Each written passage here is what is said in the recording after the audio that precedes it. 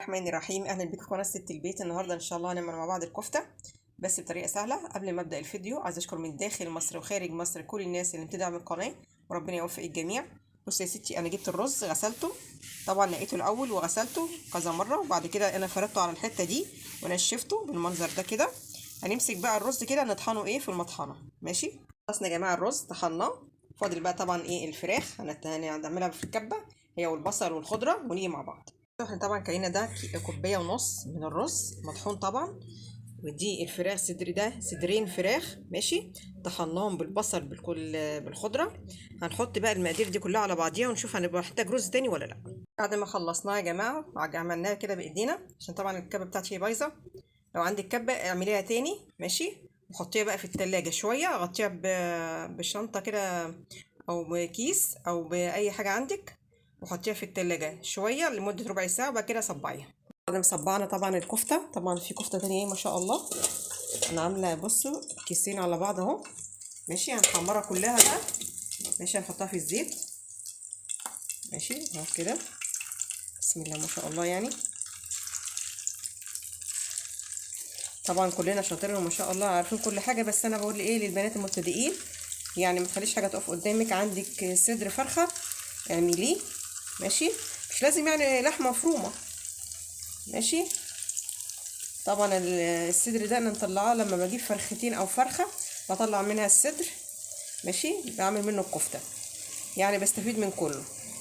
مره اعمله بانيه، مره اعمله كفته، يعني بستفيد من الفرخه مش بعملها كلها ماشي. هنحمر بقى ونيجي مع بعض. بصوا ولا فكت ولا عملت يا جماعه، وعاملاها بابسط طريقه يعني ماشي. عارفه الكبه الصغيره اللي هي بتاعت المطحنه اللي هي بتاعت التوابل، انا عملت فيها والله عشان الكبه بتاعتي بايظه شويه. شايفين ما شاء الله، دي فراخ مش لحمه مفرومه يا جماعه، دي عاملاها بصدر فراخ. والصدر ده انا بطلعه من الفرخه اللي بجيبها، يعني كل ما اجيب فرخه باخد الصدر منها وبستفيد منها يا جماعه.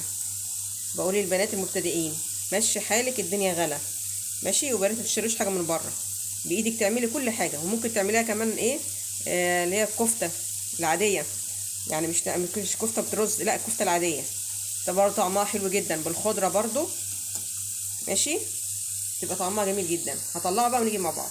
دي التقليه بتاعت الكفته يا جماعه. انا بعمل بصلايه وفصين توم بكزبره، وحطيت فلفل اسود ومعلقه سمنه وشويه زيت. هنحط بقى الصلصه، طبعا المفزره برضه حطها في الفريزر ماشي.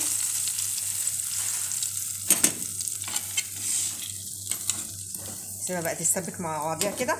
اوريكم بقى الكفته. بصوا كفته اهي، ولسه في تانية اهي ما شاء الله. طبعا الكفته دي انا هسيبها لما تبرد خالص ماشي، لو اعملها برضو تخزين لرمضان.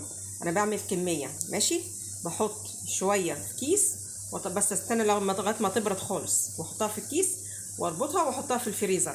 كل ما احتاج ان انا اعمل طبخه بطلعها واطبخها عادي. انا بقول للبنات المبتدئين يعني برضو فرزي منها، وحاجات برضو سهله وموجوده عندك في البيت، والحاجات غاليه، فعايزين نختصر الاكل كده ونعمل حاجات مفيده كمان في البيت. وده اخر حاجه اهي، وشكرا.